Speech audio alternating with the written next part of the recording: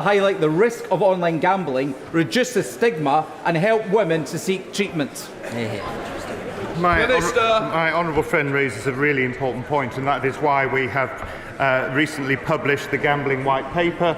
In that we address a number of the issues my honourable friend raises. Stigma is a very important one. We want people to come forward and get the treatment that they need, and we're also introducing a statutory levy on gambling operators to ensure that we have the research, the prevention and treatment that is needed to help those suffering with gambling harm. Sarah Green. Earlier this year, the government cut almost £6 million worth of funding to a Save the Children programme providing education and other services to girls in Afghanistan, despite a promise to put women and girls at the heart of the FCDO's work.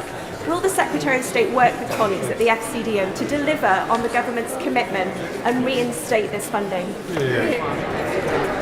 I thank the honourable lady for her question. Educating girls is one of the top priorities under the British government's international development strategy. Indeed, Mr. Speaker, it is the way you change the world. And I can tell her that over the last 5 years for which figures are available, the British taxpayer procured a decent education for more than 8 million children in the poor world. That completes questions.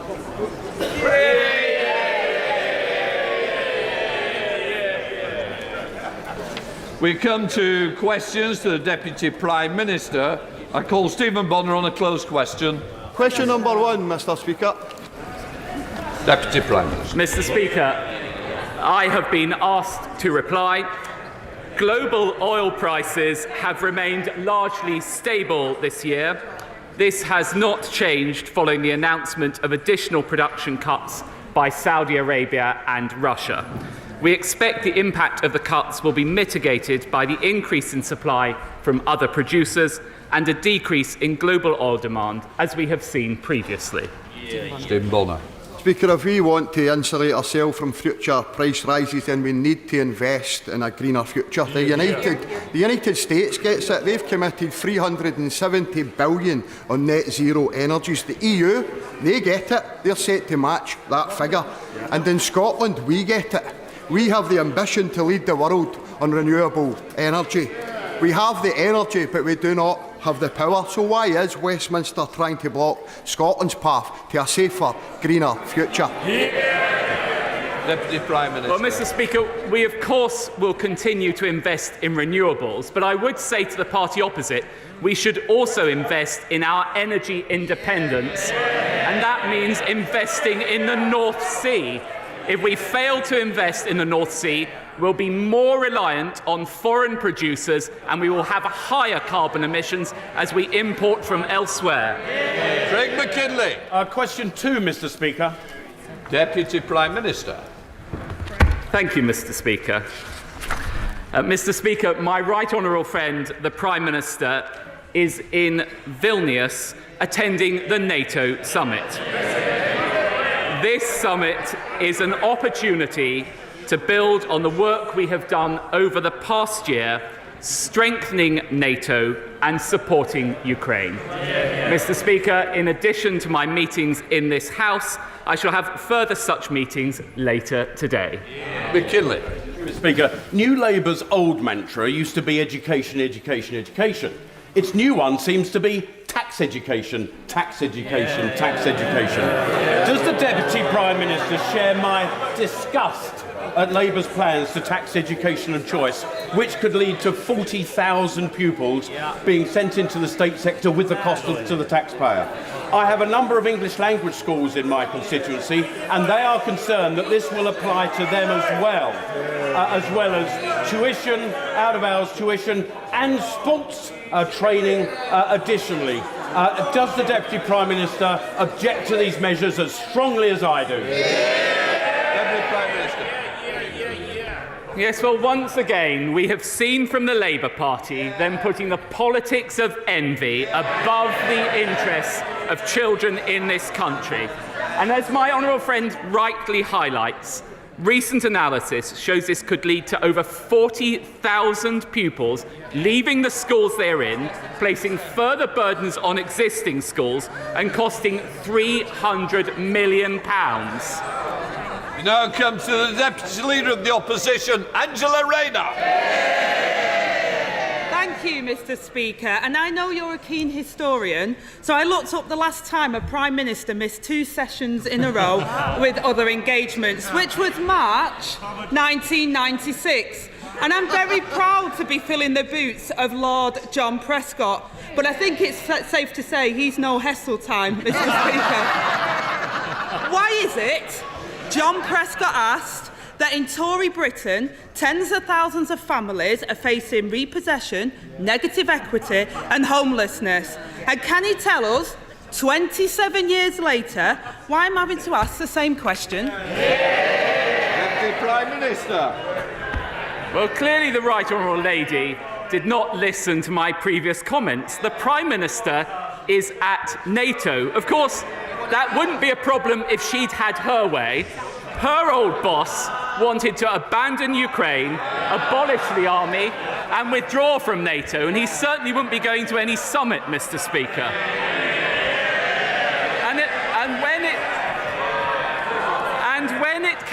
When it comes to house building, I will take no lectures from the party opposite on home ownership. My parents would not have been able to buy their own home if it were not for Margaret Thatcher and the reforms introduced by her government, and this government is building on those with record house building. Angela Rayner. Mr. Speaker, I think he's taking lessons from the former Prime Minister on telling the facts. The last Labour government worked hard to dramatically reduce the number of children in temporary accommodation. Yeah. But under the Tories, the number of homeless children has risen by 75%. I'm proud of our record on tackling child poverty. Does the Right Honourable Gentleman feel ashamed of his? Yeah. Deputy Prime Minister. I'll tell you what this government has done. We've lifted 400,000 children out of child poverty. We have introduced the national living wage, something the party opposite totally failed to do, and increased the national living wage by the largest amount ever, meaning £1,800 for working people, and cutting their taxes by doubling the personal allowance. That is the surest way to ensure we lift people out of poverty, and would never have happened with the party opposite. Angela Rayner. Mr. Speaker, it's like the ghost of Prime Minister past is still here. And I tell the Right Honourable Gentleman that he should be careful about the stats he used, because the Children's Commissioner warned the other Prime Minister about peddling false narrative on child poverty around those figures. The truth is, rising bills and soaring mortgages and plummeting real wages are pushing more and more families to the brink. Those already struggling are being hit hardest by the Tory mortgage bombshell and rising food costs. So can he tell us how many primary school children have been pushed into poverty since his government took power? Deputy Prime Minister. I would say to the Right Honourable Lady, it is this party, not the party opposite, which extended free school meals to all 5-, 6- and 7-year-olds, something the party opposite failed to do, and it sits alongside many measures we are taking to help people with the cost of living. We are paying half of families' energy bills last winter, funded by our 75% windfall tax, freezing fuel duty, helping families with childcare, and delivering on our pledge to reduce the debt. It may come as a surprise to the Right Honourable Lady, but balancing the books means more than working out how many more millions to take from her union paymasters. Mr. Speaker, once again, he talks about balancing the books. His party crashed the economy. And he seems to be completely oblivious to what it's like for working people in this country at the moment. New research out today shows that 400,000 more primary school-aged children are growing up in poverty since his government came to office. Why does he think that is? Deputy Prime Minister. Why? I will take absolutely no lectures whatsoever from the party opposite about how we help children in the most need. It is record investment from this government in education, £2 billion more this year, £2 billion next year, which is giving those very children the best possible start in life, ensuring that we have the highest reading standards in the Western world. And I have to say to the Honourable Lady, listen, her leader says he hates tree huggers. They seem very keen on hugging that magic money tree. Angela Rayner.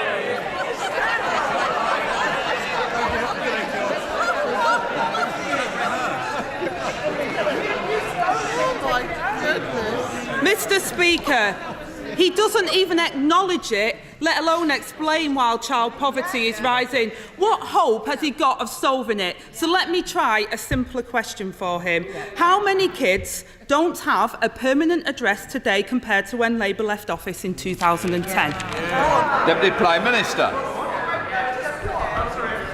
We can exchange all these numbers across the dispatch box.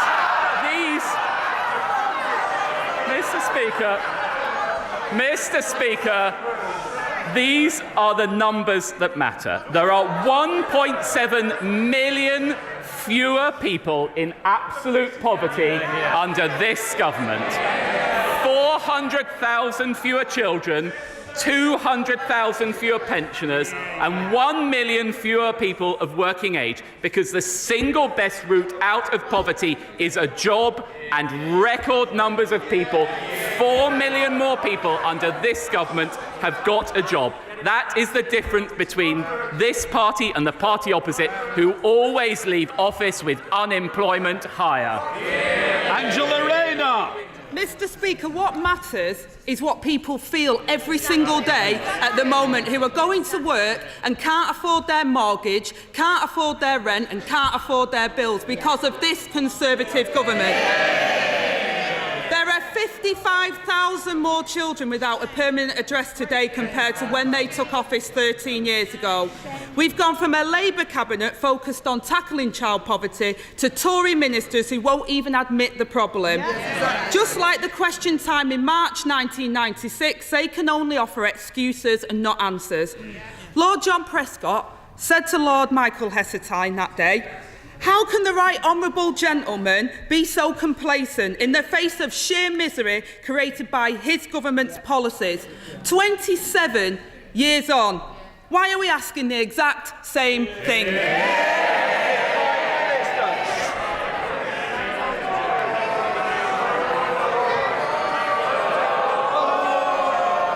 A little bit more if we carry on. Come on, Deputy Prime. Mr. Speaker, I know there's a reshuffle coming up on the other side, but this audition for John Prescott's old job is just getting a little bit hackneyed. It is this government that has lifted 400,000 children out of poverty. The party opposite, I hear the right lady, claiming to be the party of working people, but under their policies, people can't even get to work. They support Just Stop Oil protesters blocking our roads. They support their union paymasters stopping our trains. And of course, they support the hated ULEZ stopping cars across our capital. While Conservatives get Britain moving, Labour are standing in everyone's way.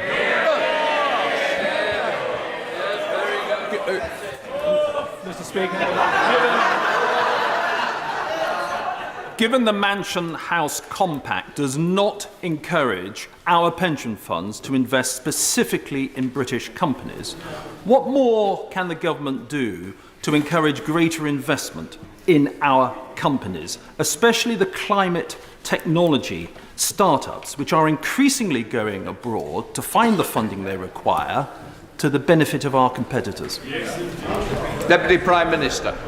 Well, I think my honourable friend raises a very important point about both start-up capital and ensuring that we get more money to high-growth companies. I would say that the Chancellor's Pension Compact is a very important step forward and will unlock £75 billion of additional investment. I'm quite confident large amounts of that will go to UK companies, and that sits alongside measures such as the Edinburgh reforms to financial services, again, which will help improve financial services in this country and unlock money for those industries. SNP Deputy Leader Murray Black.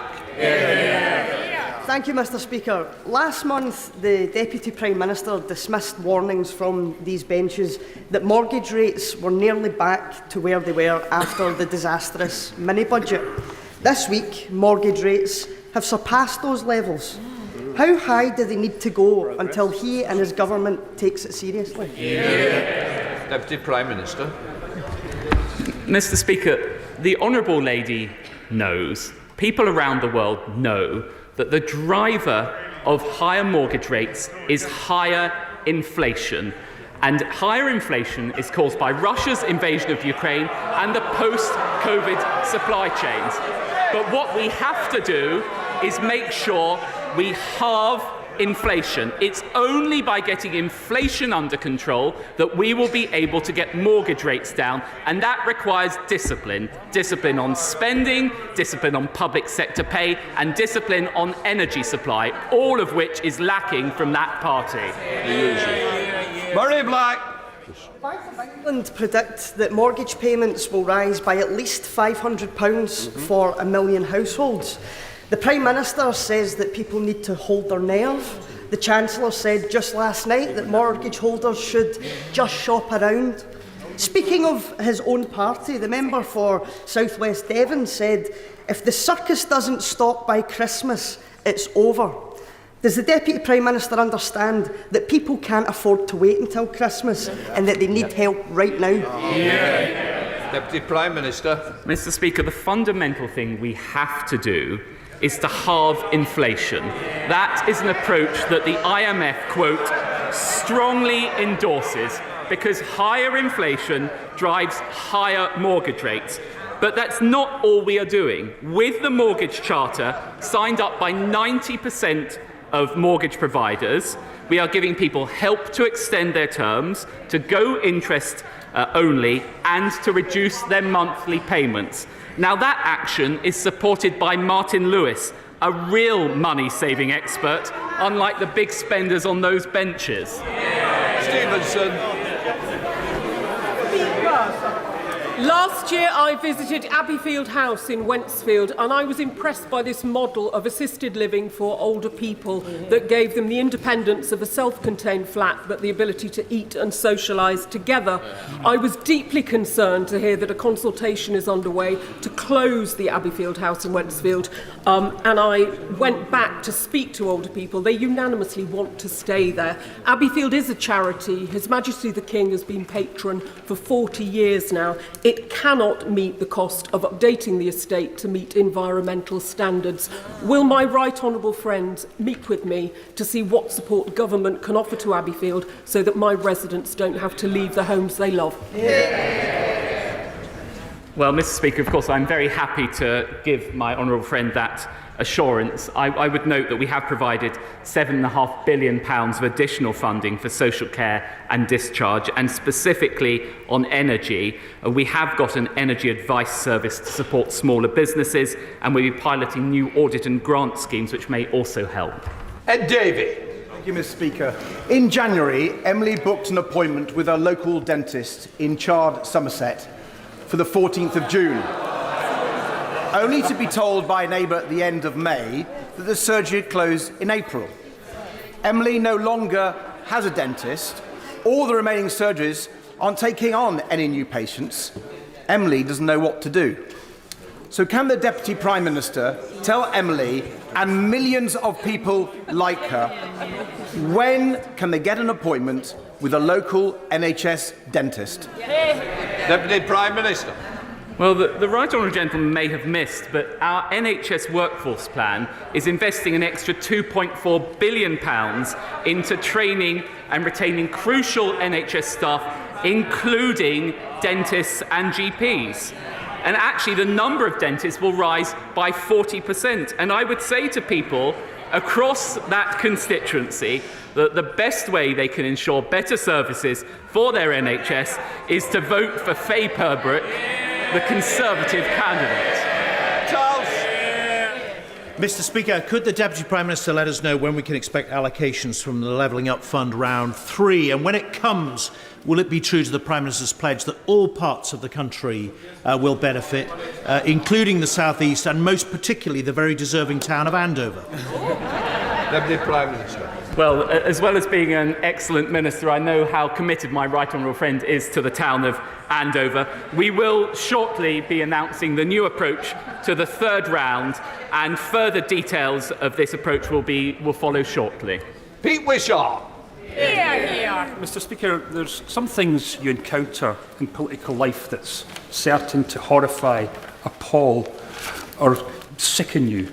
But I don't think I've ever seen anything quite so grotesque as the painting over of Mickey Mouse on a children's mural, as was done by the Home Office in a detention centre in Kent. Now, no minister so far has roused the necessary compassion or concern to speak out about this. So can I ask the Deputy Prime Minister to look into the deeper recesses of his soul and just simply condemn it? Deputy Prime Minister. I'll tell the honourable gentleman what real compassion looks like, and that means stopping the vile people smuggling trade across the Channel, condemning women and children to death. This government is taking action to deal with it with our Stop the Boats bill, and that party shamefully 18 times last night voted against it. Thank you, Mr. Speaker. Thank you. On these benches, we know, as the party of aspiration, the importance of home ownership. According to a recent estimate by Barclays Bank, it now takes an average of 8 years for the average first-time buyer to save for a deposit. And in parts of London and the South East, it can be longer than that. What is the Deputy Prime Minister and the government doing in order to improve the prospects for younger people who want to own their own homes? Prime Minister. Well, I know what a passionate champion of this issue my honourable friend is. It is actually the case that almost 850,000 households have been helped purchase a home since 2010. And actually in 2021, the number of people getting onto the property ladder for the first time was at a 20-year high, thanks to initiatives such as First Homes and the Help to Buy scheme. Of course, that stands in contrast to the party opposite, who oversaw the lowest level of house building since the 1920s. Catherine Smith. Thank you, Mr. Speaker. With rising ticket prices, many of my constituents find they can get the best value fare by going to the staff ticket office at Lancaster Station. It's perhaps why so many of them have signed my petition to save staffing at Lancaster Station. So can I ask the Deputy Prime Minister, is the closure of ticket offices just yet another cost of living bombshell hitting my hard-working constituents? Deputy Prime Minister. Well, it is important that the railways continue to reform after the record amount of money that we gave them during COVID. I would gently say to the honourable lady that if she's concerned about her constituents getting anywhere on the railways, she should condemn the totally unjustified strikes which close them down week after week. Give forward. Thank you, Mr. Speaker. 4 summers ago, the unprecedented climate change-driven heat wave caused irreparable damage to Chelmsford's flyover. And since then, people from all across Essex have been stuck in Chelmsford, traffic jams, wasting time, hitting our economic growth. We badly need a new junction at the Army and Navy, but the funding decision has been stuck in Whitehall. So will my right honourable friend use his powerful cross-cabinet convening powers to get Treasury and Transport to agree to the money so we can deliver a new junction, stop the traffic jams and get Chelmsford moving again? Deputy Prime Minister. Well, I know how powerfully my right honourable friend makes the case for this scheme, and she has done so once again in the Chamber. The Chancellor was sitting next to me and would also have heard the case. I understand that the outline case, business case submitted by Essex County Council is being considered by ministers right now, and all relevant ministers will have heard her injunction. Gaskell. Scottish Ambulance Service statistics showed an increase in hypothermic call-outs of over 30% across Scotland last winter and a staggering 84% in the north in December. Whilst fuel calls have fallen slightly, Food and other costs have risen exponentially.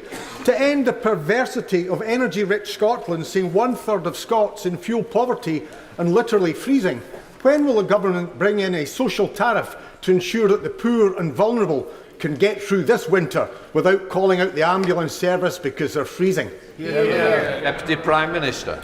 Well, as my right honourable friend, the Chancellor, set out in the autumn statement, we are exploring the best approach to consumer protection from April 2024 as part of wider retail market reforms. I would just reiterate to the honourable gentleman that this winter we paid half of energy bills in Scotland. That was thanks to the strength of our union. Thank you, Mr. Speaker. Can I remind the Deputy Prime Minister and the House that yesterday was National Remembering Srebrenica Day? But may I particularly point out a little-known fact? The British soldiers took out about 2,000 civilians in April 1993 from Srebrenica. Those British soldiers were B Squadron, the 9th 12th Lancers, not widely known, but those 2,000 people from B Squadron were actually under my command, and they saved a huge number of lives by taking them out, and they too should be remembered for their very gallant actions, because it was very dangerous. Deputy Prime Minister. Well, I pay tribute to my right honourable and gallant friend and to all of those who he commanded in the 1990s. We must honour the memory of those killed and pay tribute to the extraordinary courage shown by their families, by survivors and all those members of our armed forces who served so gallantly in that situation. Limbs. In the Welsh Affairs Committee, my honourable friend for Ceredigion asked the Chief Secretary to the Treasury about the varying comparability factors for Wales, for Crossrail, for Thameslink and for HS2. His answer began with, "You are dragging me into quite complex technical details." And then he gave no complex technical details. I'm sure that the people of Wales would be delighted to tackle any complex technical details were the Deputy Prime Minister to explain to the House why we are paying £5 billion for a white elephant in HS2, which by now comes nowhere near our country. Prime Minister.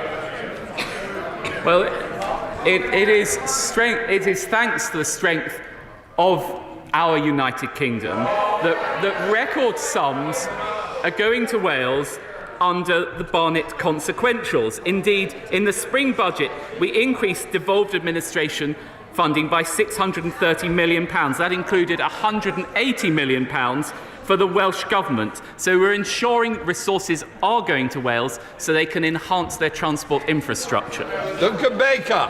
Thank you, Mr. Speaker. If it wasn't so serious, it would be comical. However, in Horning on the Norfolk Broads, I have a whole area totally cut off from having a mobile signal, wait for it, until August, because of nesting seagulls taking up residency in the new telecoms mast.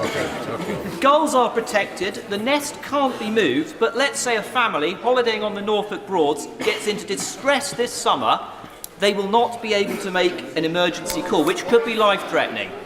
Would the Deputy Prime Minister please help me call on Natural England to be sensible and make sure that for public safety reasons we can get a mobile phone mast working in a prime holiday location? Well, we all love the diversity of wildlife in this country, and particularly on the North Norfolk coast that he represents, but I think he makes a very strong point about the balance between that and ensuring people have access to modern communication facilities, and I shall certainly take it up with Natural England. John Speller. Day in, day out, the public and businesses are hit by endless chaos and confusion across government departments. For them, clearly, Britain isn't working. Now, if I can paraphrase the Deputy Prime Minister earlier, we know there's a reshuffle coming up on their side. So, can he tell us, is this down to obstruction and incompetence in the civil service, or is it rather that so many of their ministers are just not up to the job? Well, I think you can see from the record of this government, whether it's cutting NHS waiting lists, whether it is record funding for our schools and hospitals, we have an excellent team that will continue to serve. All homes!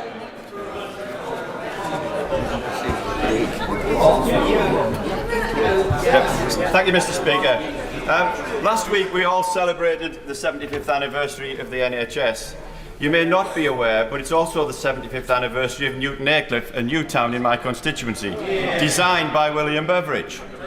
Could I ask the Prime Minister to ask his honourable friend, the Prime Minister, to come and visit me as his constituency neighbour and celebrate these 75 years and indeed the 60 years of the community newspaper provided by the Howarth family? Deputy Prime Minister. Well, I'm afraid I can't speak to the Prime Minister's diary, although I will make representations. I would be delighted to visit his constituency if he wishes me to attend instead.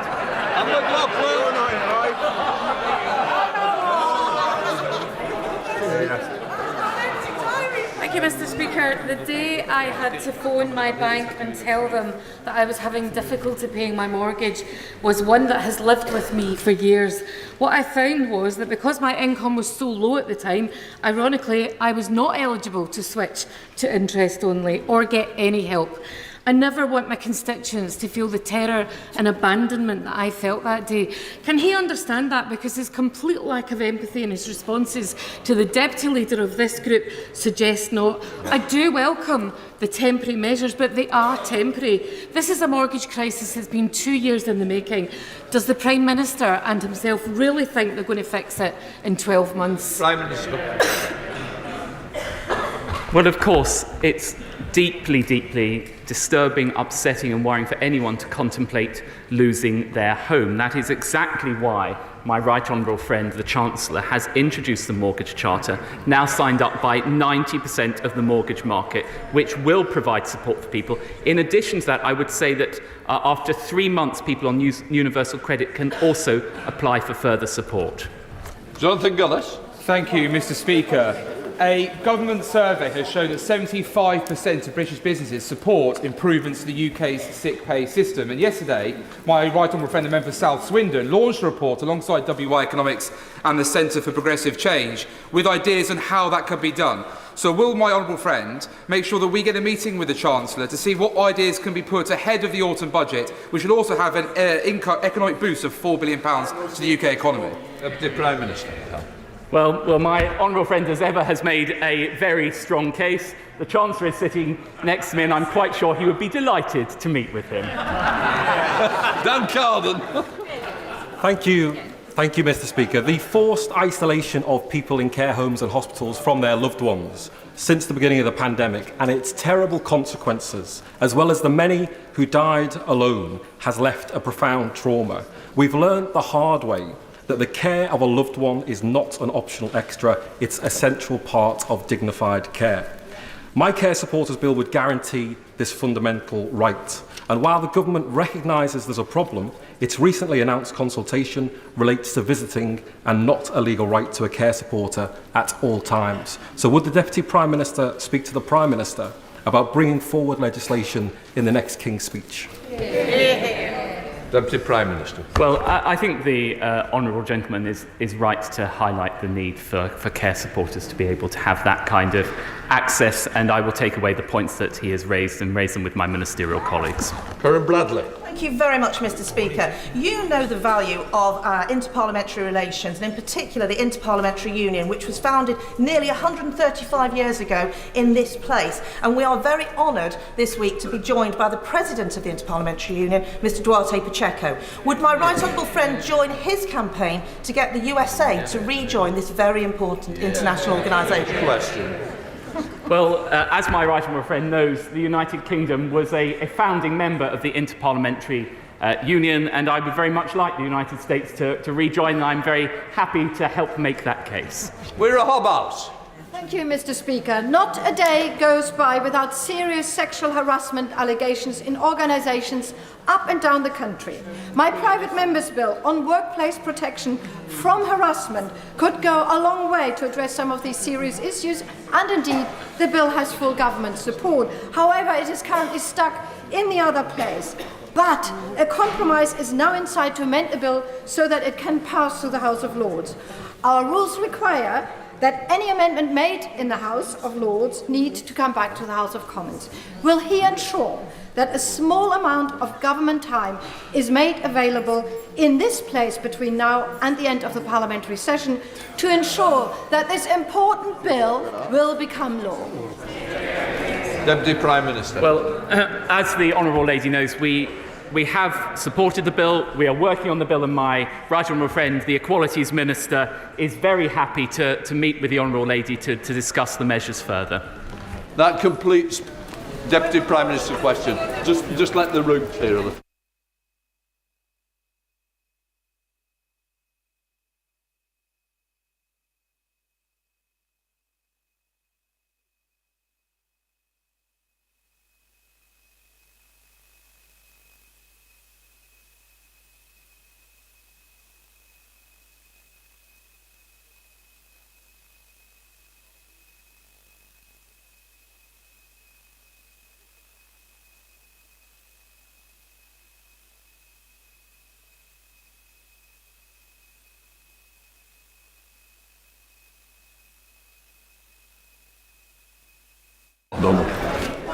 Point of order, Don Butler.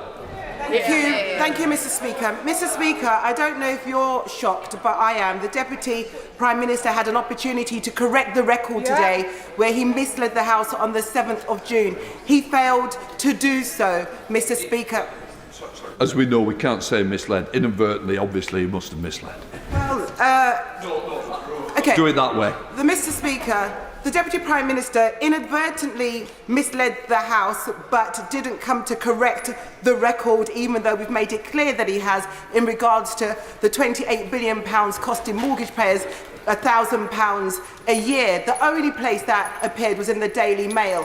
He's disrespecting yourself, Mr. Speaker. He's disrespecting Parliament and the House, and according to the Ministerial Code, he should now resign. Mr. Speaker, can you advise me? He is in breach of the Ministerial Code. How can I ensure that he resigns?